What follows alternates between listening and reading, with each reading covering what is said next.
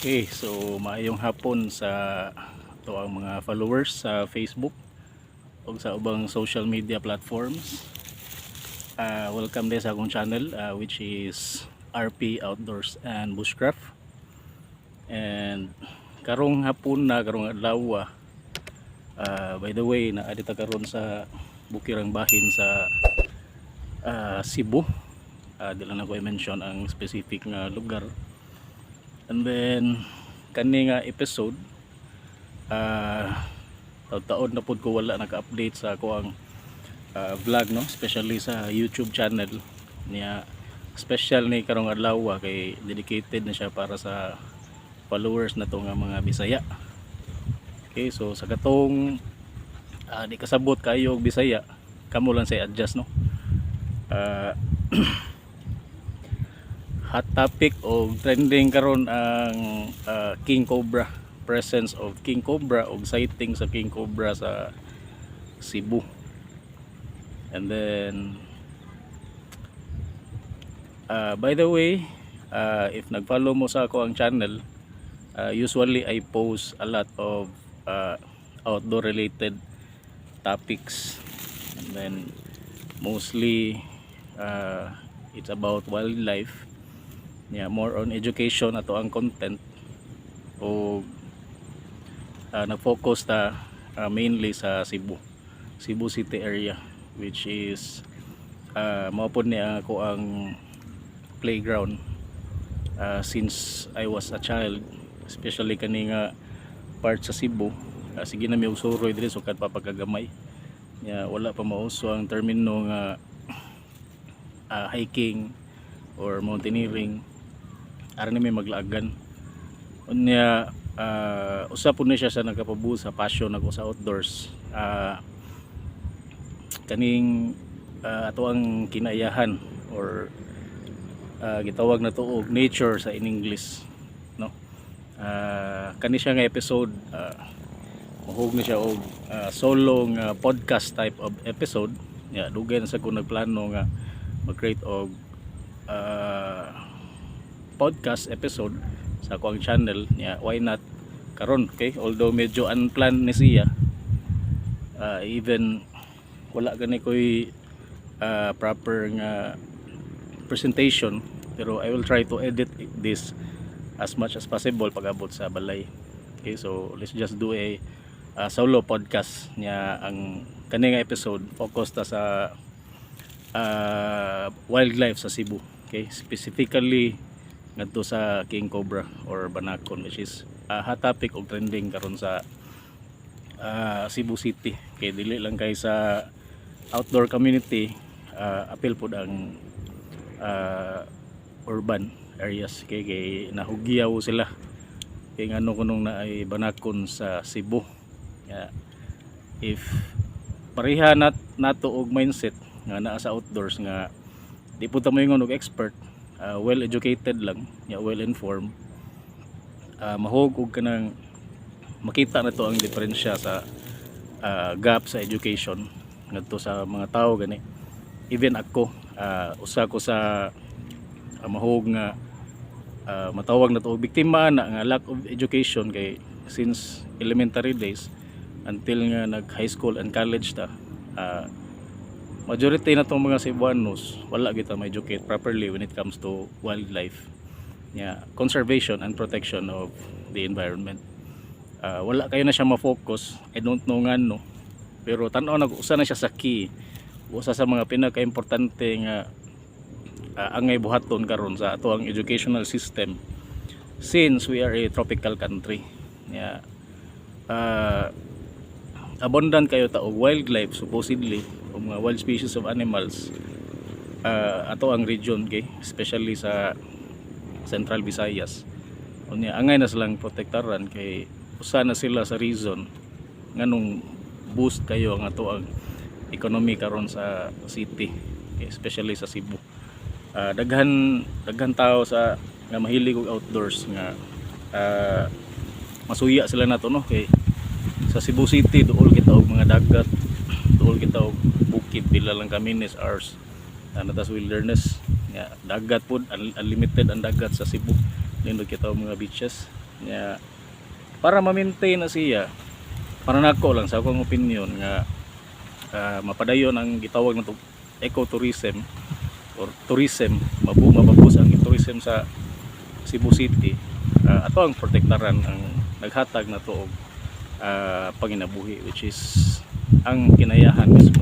Okay? If wala ni siya manggod ma-establish ang ato ang wilderness, for sure wala po tayo makuha ang resources nga to sa ubos. Okay?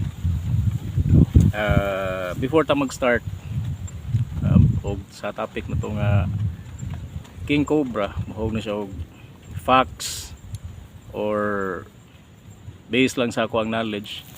Okay, I am not claiming, by the way, I am not claiming to be an expert when it comes to king cobras, okay? Since dili ko herpetologist.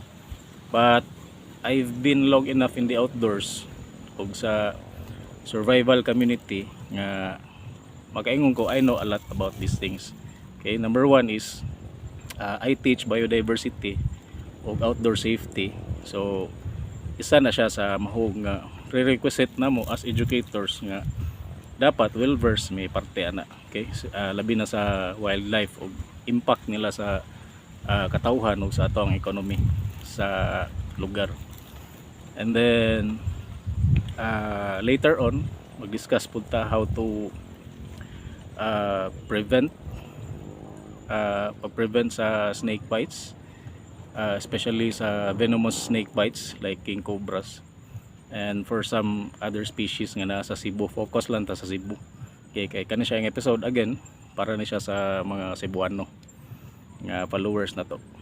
Nya sa katong dili kayo kasabot og Bisaya, again kamo lang say adjust for now. Nya hopefully namoy kailang nga translator nga maka tabang ninyo, no. So number one question is nganong nagkataas ang sightings karon sa king cobra or Ophiophagus hanna or banakon, which is also known as the false cobra. Kay dili na siya tinuod nga or true cobra. Ang tinuod nga cobra is katong Philippine cobra, summer cobra, and then the sa tawag ani Palawan cobra. Okay, mao na siya ang three Nadia species nga ma-consider na to nga true cobras. Okay, ang king cobra is gitawag lang na siya og cobra colloquially since imimik niya ang ato ang local nga species of cobras nga mo expand niya ang body o matreten niya mo baro. Usa na siya sa iyang mga characteristics. Okay, but it is not really considered as a true cobra. Okay. Ophiophagus hanna, it comes from the Greek word nga Ophiophagus, meaning it eats its own kind or mahog siya og cannibalistic nga character. Then it eats other species of snakes. So mo na siya translation sa gikan sa Greek nga scientific name. Sa gikan na nga translation may na to nga snake eater siya, and then usa sa iyang main function is to control the population of other species of snakes, including ang katong mga true cobras na to. Okay, which is ang Nadia philippinensis, Nadia samarensis, Nadia sumatranum. Okay, all Nadia species nga kana siyang tulo dili po na siya makita sa Cebu. Okay, dili siya endemic sa Cebu. Ang kita ra na sa Cebu nga cobra is again ang king cobra, which is also known na nga dili siya true cobra. Okay, so nakita na niyo sa ako mga previous nga post nga Ophiophagus hanna is not a true cobra but present sa Cebu. Okay, makita mo ganimog possibly na ay mga sightings diri nga ma-post baroy summer cobra nga nakita sa Cebu. It's most probably nga it was illegally kept nga pet pero nakabuhi. Okay, tagsa wala kami dugay namin sa outdoors, kami mismo wala may encounter og mga other species of cobras nga nadere aside sa king cobra, which is the false cobra again nga ako mismo more than twice na ko nagka-encounter kauban sa akong mga kauban po sa outdoors niya. Usually this time of the year makita gyud na sila.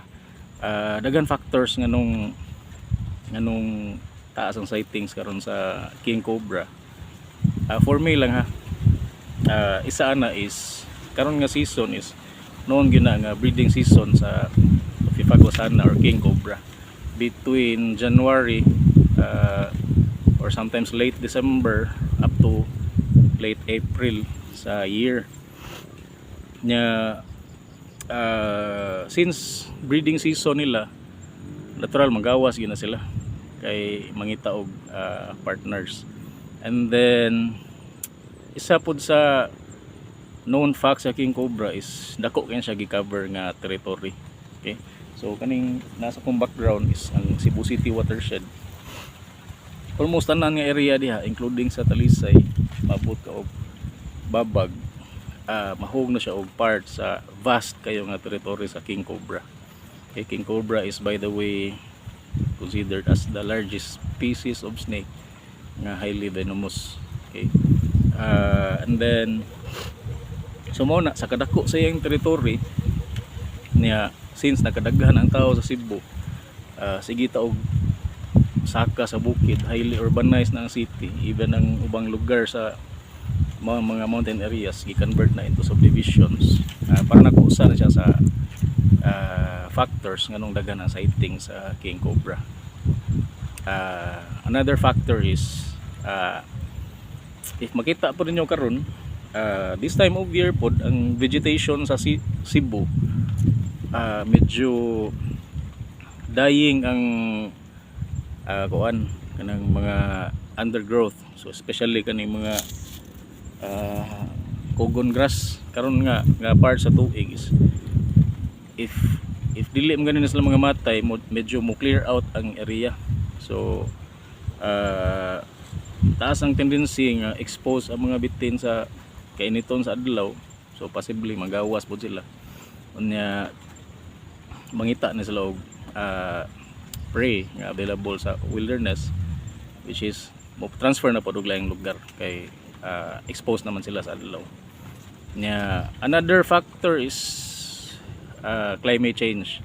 Okay, so nagkataas ang temperature, so maybe isa po siya sa factor nga ang mga bitin mo veer siya sa exposure sa environment nya. Ang mahitabo is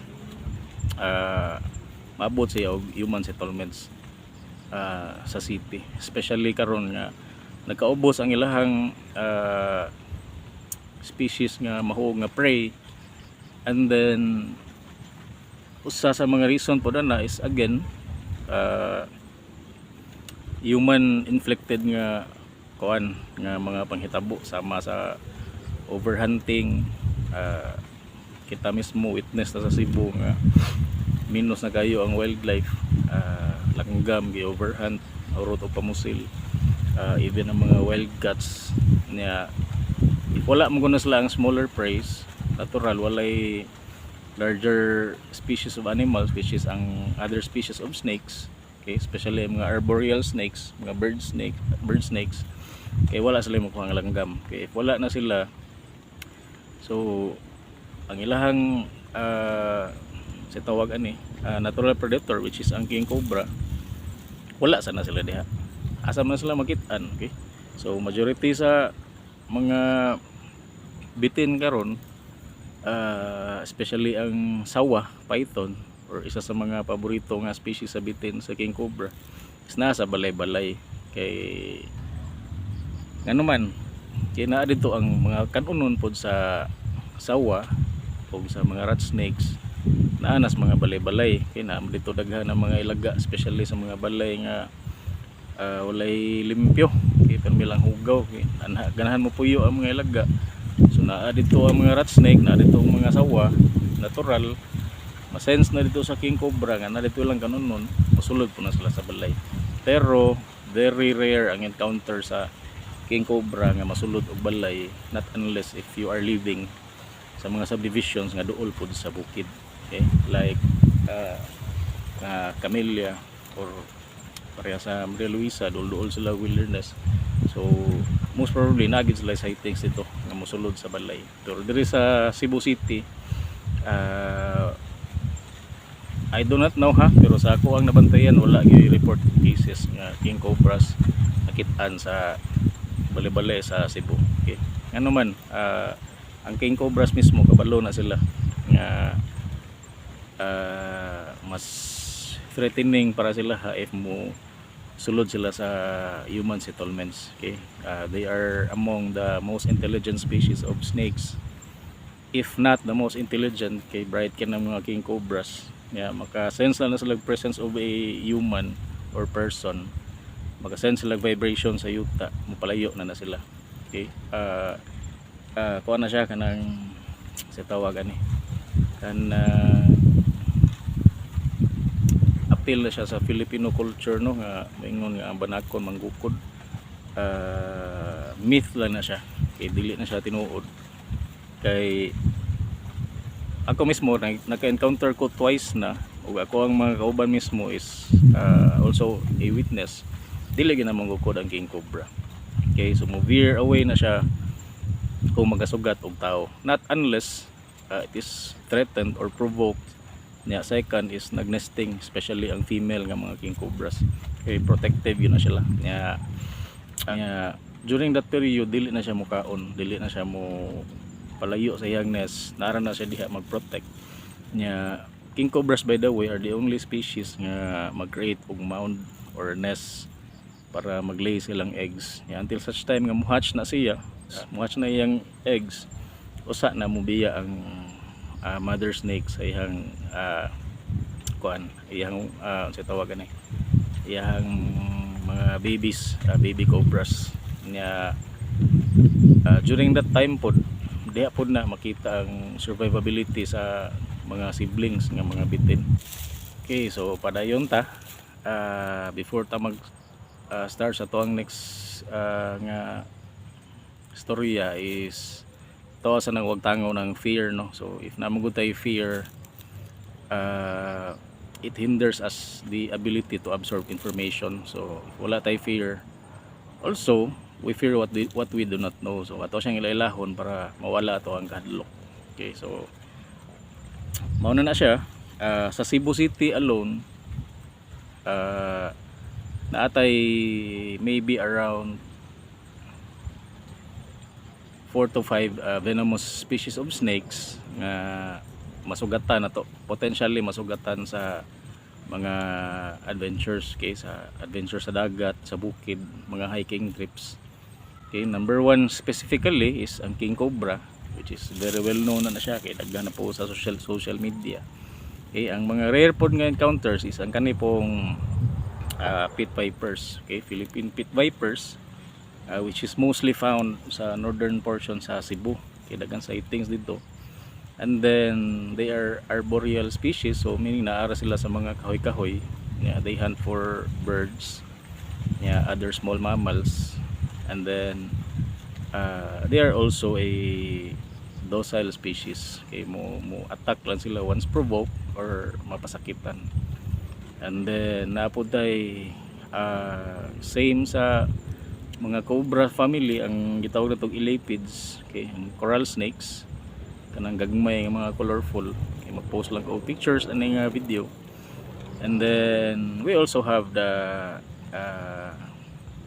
coral snakes sa dagat, which is ang sea kraits. Okay, so gitawag po na siya og walo-walo sa Bisaya.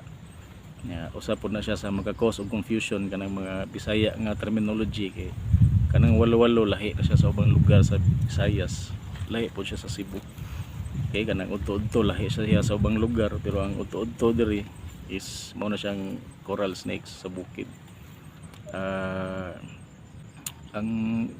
So mao to siya ako na mention is ang king cobra, ang Philippine pit viper, coral snakes, which is katong gagmay niya ang walo-walo sa dagat, which are also highly venomous species of snakes. Okay, among the 4 pod nga ako na mention, okay, kana silang tulo, ang king cobra, ang coral snakes, ang secret, venomous na sila. Ang klase silang venom is gitawag na to neurotoxic. Okay, so neurotoxic meaning makakause siya og paralysis nya, immobilization o breathing failure. Okay, kay gi-attack niya ang imuhang nervous system sa isa ka tawo. And then ang pit viper is ang iyang venom is mo na siya gitawag pud og hemotoxic. Okay, so pagka-cause siya og tissue damage. And then it doesn't necessarily require anti-venin, unlike sa neurotoxic venom nga kinahanglan gyud siya og anti-venom from hospitals for immediate care. Okay, so mato na identify na to ang mga snakes nga highly venomous o venomous sa Cebu nya. Karon magstorya ta parte og kuan, how do we avoid nga kuan we encounter such species. Okay, number one is kita as mahiligaw ng outdoors. Okay, di na siya malikayan nga nagis certain times nga masugatan na to ang mga bitin. Okay, ako lang advice is maybe nakadungog na pud mo sa ubang classes na mo kuan na siyang i-appeal mo na mo sa mo ang mga discussions, especially sa wilderness first aid. Among hikers, okay, you must stay on trail. Dili lang kayo ta mo venture og mga off trail nga mga adventures kay possibly maka disturb ta og natural habitat sa mga wild animals. Kay usa na siya nga mag-encounter og venomous snakes kanang mag-venture og off trail nga mga trekking or explorations nya. Secondly is ako ang suggestion, if no na siyang area nga daghan siya og bitin, carry something with you nga that will help you evade snake bites. Okay, like a trekking pole or hiking stick. Okay, pwede mo mag-make og noises kay again maka-sense na lang sila vibrations o medyo saba sa area, mulikay na ang bitin nimo. Okay, and then sa pa man, also we must also be thankful if makasugat ta og rare species of snake sa bukid. Nagpasabot na siya nga kana siya nga area is still pristine, meaning naglihok ang biodiversity sa isa ka area kay naa man siya diha. Buot pasabot na siya prey, if naa siya prey, present pod ang smaller species of animals nya. Usa na siya sa indicators nga healthy ang ecosystem, surrounded na siya by native plants. Okay, if naay native plants, natural na ay mga native birds, native mammals, na siyang snakes, na buto ang predatory snakes. Okay, so isa na siya sa indicator na pristine o working pa ang biodiversity sa isa ka area. Angay ta mabalak ka kung dili na ta makita na nila for a very long time. Okay, so again, as mentioned by Albert Einstein ba to, the moment nga mawala ang sa tawagan ang mga bees sa nature is diha na ta mabalak ka nga usa na siya sa indicator nga wala na mo work ang biodiversity sa area. Okay, same with the rest of the animal species. Okay, no? So even though mahug na siya og threatening sa human life, okay, since they are venomous, usa na sila sa defense mechanism o usa sa means para makahunt ang bitin kay kanilang venom. Kay ground dwellers man na sila, ang uban kay arboreals, they do not have the other means to hunt, like wala sila kamot or tiil para mudagan to chase prey. So gitagaan sila og mahog nga weapon, which is ang ilang venom, para pag immobilize sa prey, para pod maka-consume sila og pagkaon, para silang kaugalingon o para silang future hatchlings. And then bisan tuod og kahadlukan yun ang mga banakon,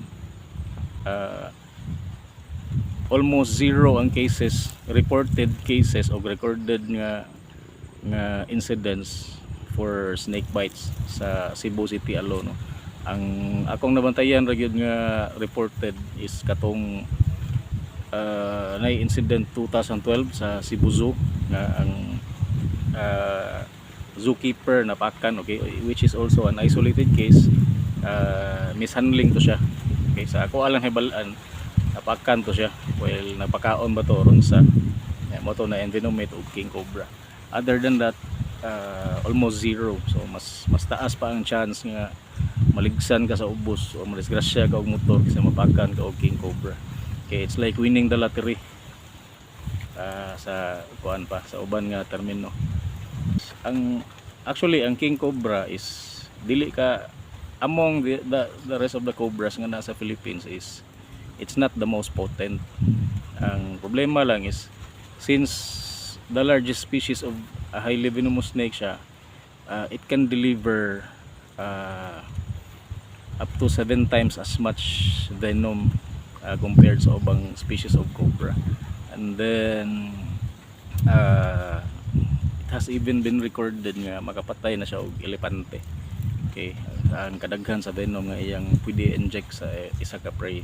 And then also most of the time or majority of the time ang kanang venom nga naa sa cobra or other species of venomous snakes is iha na siyang gidedicate or gireserve only to catch preys. Okay, sa iha mga kanunon rapod kay ang kana sila mismo nga mga mananap, kay balo na sila nga stressful ang pag-produce og venom. Pamaagi sila ang venom gland, gitawag og venom gland nga located somewhere silang ulo niya. If mag-produce na sila og venom, it's not easy for them, unya mahug na sila og murag stressful na siya nga situation. So they make sure nga ang ilang venom nga magamit is only para lang sa katong ilang mga kanunon. Okay, makita na sila og prey or threat nga mas dako pa nila, let's say for example tao, so napud tay gitawag og dry bite lang or warning bite. Okay, if mapakan ka, it's possible nga wala na siya venom. Okay, so mo na siya reason para nako nga anong uban mo adto og mga mananambal or gitawag nito witch doctor maayo. Okay, so taas ang tendency nga kato siya is dry bite lang. Okay, again, since highly intelligent species man ang king cobras, so na ay taas nga chance nga mo deliver sila og dry bite. Okay, even sa uban nga mga species, let's say for Philippine cobras, okay, also mo deliver po na sila og dry bite. Okay, so it's not all the time nga venomous ang i-deliver nga bite sa king cobras. And then okay, since nag-mention naman ta og toxins o venom, okay, mag-discuss na lang po ta regarding venomous snake bite first aid. Okay, so unsay pwede na itong mahimo kung pananglit mapaakan ta or ang atong kauban. Okay, so mao na siya. Again, ang neurotoxin is ang ihang main target is ang imuhang nervous system. Okay, so kanang mga nerve impulses nimo mo na iyang i-block niya, so you will lose your ability nga magkalihok-lihok. Okay, niya it will cause you to go into paralysis. Okay, once venom is delivered to your system, neurotoxic venom is delivered to your system, it will cause you to go into paralysis niya. Immobility, dili na ka makalihok until such time nga mo give up ang imong breathing. Okay, so dili na ka makaginhawa, diha na ka mabugtuan sa kinabuhi. So for the neurotoxin to take effect, as far as recorded sa medical data is you will only have maybe an hour or less than an hour uh, para maapektahan sa neurotoxins or sa venom sa bitin. Pero naapoy data or certain records, especially sa India, nga some patient will last like more than 2 up to 6 hours depende sa venom nga na-inject o depende na pud na siya sa uh, tolerance sa isa ka tawo tingali. Okay, for certain reasons na may mahugog special pud nga mga tao, no, nga dili kayo sila affected sa venom sa bitin. And then for immediate first aid, okay, sa mo lang nahibalaan, since we teach these things man pud sa outdoors, and then usa po ni sa nakuha na ko nga mga idea. Ako mismo is trained ko for wilderness first aid. This is what I learned with my mentors sa mga kauban pod nga naa sa medical fields, mga physicians, sa mga medic, paramedic ng mga kauban na mo is ingon ani ang procedure for snake bite first aid. Okay, so mao na siya to ang next topic, and then we will talk mostly with regards to neurotoxic envenomation, which is ang toxins nga pwede i-deliver sa king cobra, which is mao po'y main topic na to for today. So for first aid, if ikaw mismo napaakan or imong kauban sa let's say for example sa bukid, hike mo ingon ani niya, na ay unforeseen incident, paakan og bitay nimong kauban, okay, first thing you must do is to find safety. Okay, same as with the standard procedure sa first aid, kay safety first. So palayo na siya sa harm, ikaw mismo og imong kauban para again to mitigate nga safe ang grupo. Okay, so dili na siya naon nga duulon pa ang bitin kay dakpon or patyon. Okay, the more nga you tend to catch or kill the snake, kay mas taas ang chance nga you will cause more harm. Okay, since paspas kayo na flexibility ang wild animals, kay mo strike na sila is milliseconds lang, so taas ang chance nga mapakan juga, especially the wild species. Okay, so the more you interact with the snake, the more ang chance nga mapakan ka. Okay, not just your kauban or ikaw, possibly pod makakuha siya second bite sa katong napakan mismo. So as much as possible, palayo niya, veer towards safety. And then ang pasyente is or imuhang kauban nga na biktima, papahuayon sa kilid niya. Kung swito mo og snake identification, you can ID the snake from afar or take a picture. Okay, so importante po na siya nga I would also recommend sa tanan nga gusto mo venture sa wilderness, okay, kay kamo man ang kita man ang taas og chance nga maka-encounter og mga bitin, is to educate ourselves what are the different classifications and identifications of snakes, okay, nga naa sa Cebu City. Kinaman tay daghang Facebook groups nga naka-focus on let's say for example snakes in the Philippines, Philippine snake identifications. Okay, appeal po ko na nga mga groups, which is diha po ko nakakuha og majority sa akong learnings.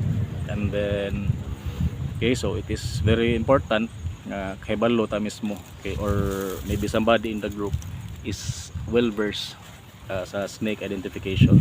Okay, so if na-identify na to ang snake, importante masad guna, okay, to know nga venomous siya or dili, or unsa nga klase sa bitin ang nakapaak. Okay, so useless man na siya nga mag first aid ka nya, imuha pang i-extricate imong pasyente padung sa ubos nya, dili di siya venomous nga bitin. Okay, mas taas pag chance maka-cause kag harm kaysa imuha siyang natabangan.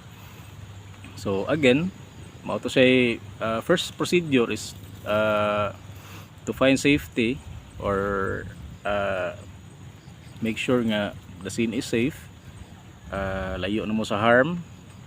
If pwede ma-ID ang bitin from afar, i-ID siya or take a picture kay para po na sa medical personnel sa ubos or sa rescuer nga to help them identify what species of snake nga naka-envenomate or nakapaak nimo kay not generally pero majority yun sa medical personnel sa ubos is sila mismo dili po sila well aware of well versed when it comes to snake identifications, especially. Okay, so mga to siya no, padayon ta, I had to transfer to a location kay medyo ngit-ngit na and this place has a better lighting. So mo to siya after making sure the scene is safe. Second step nimo is ato ang siguro nga makatawag ta og hotline for emergency. So tawag ka sa 911. I don't know if that numbers is still in use sa ato ang emergency hotlines. And then next step is to monitor your patient, and then if needed, you must clean the wound, irrigate lang, and then after cleaning the wound, next procedure is to apply pressure immobilization. Okay, so by the use of a compression bandage if available sa imong first aid kit. If you don't have any, you can use any type of cloth or bandana nga naa sa imong pack. And then nalang ko a few things that you should not do for snake bites is very common sa mga myth no, is kanang to suck out the venom. So supon ko na siya kay dili na siya recommended og di pod na siya maayo nga practice no. Possible nga makakause kag more harm by envenomating yourself if na kay samad pud sa imong baba. Okay, so dili ta magpinarambo, dili na siya tinuod ya kanang mga baligya nga snake bite kits na kanang maka suction pod og venom kanang na available sa online. Dili po na siya more maybe possibly for stings or wasp nga mga stings or bee stings pwede siya, pero for snake bites it's a big no, dili na siya advisable. And then next thing is kanang myth pud nga ang siya i-tourniquet or hikta ng limb para kuno ma-stop ang venom kay dili po na siya recommended. It will only cause further damage, especially if kung mag-necrosis na ka, maka-focus na siya sa imong limb, maguba ang tissues, and then possible mag-amputate na noon kay putlo ng kamot or tiil tungod sa tourniquet. So also not recommended. What is being recommended is kuan lang, pressure immobilization by the use of a compression bandage kay not too tight. Kay imong goal is not to cut blood flow, naagi po yung blood flow. Ang goal ra is to slow down the travel of the venom sa imong body, and then making sure nga relax ang patient, constant reassuring nga okay ra ang tanan, never panic. Ang imong key ani is kuan, the lower the heart rate of the patient, the better of chances nga surviving the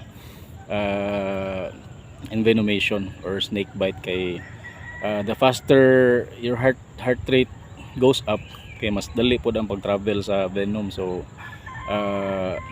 you will have lesser chance of survival. Okay, so mas relax ang patient, mas okay siya for the kuan, mas okay siya para mas taas ang oras nga including the travel time, o matagan siya og hopefully anti-venom sa hospital. Okay, so mo to siya ang key. The longer the chance of the venom to spread, the better. Okay, so after to ma-immobilize, ma-bandage is pwede ka mo gamit og splints, or if by the way kung naay jewelries like rings or bracelet, tanggalon gina siya kay by that time nga mag-swelling maka-cause po na siya og additional nga problems. So tanggalon ta na jewelries or accessories nga naa sa kamot og tiil. And then compression bandage, kay after compression bandage you make use of splints kung naay unsa available, kung hiking stick or tree branch or any type of device nga pwede nimo himog splint, make use of it.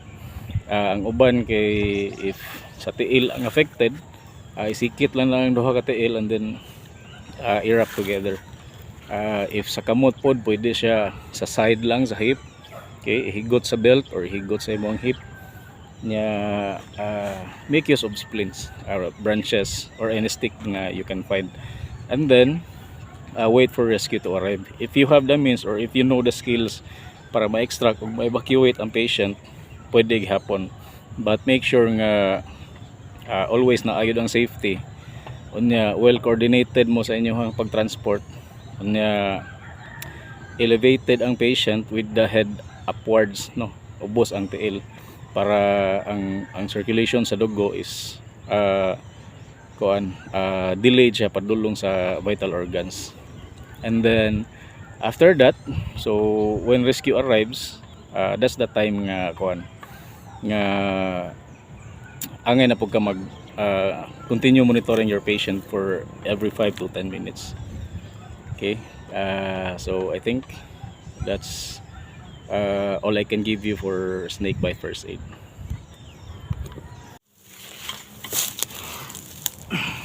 Okay, so again, no, ato ang SOP if pananglit mapakam ganit ag bitin is number 1 is to establish safety. Okay, safety first. Second is have somebody inform or call for an emergency, and then at the same time immobilize your patient, reassure nga okay ra ang tanan, never panic.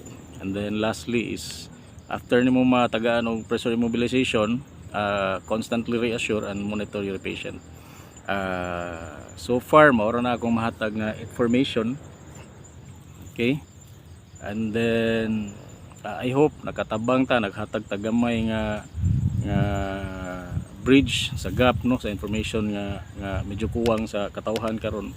And then if ganahan mo follow sa kong page, follow lang, pwede mo share nga video para maghatag po ta og learnings sa ato ang mga kabanay or sa ato ang mga kauban nya. If na ako'y na miss nga mga points or something ganahan po ninyo i-share, please feel free to post sa comments. Alam ko ninyo kawaya, no, ato ay sharing and caring lang ni sa fellow Cebuanos. Okay, so maulan to, and then feel free to check out some of my websites and links below, and see you sa bukid.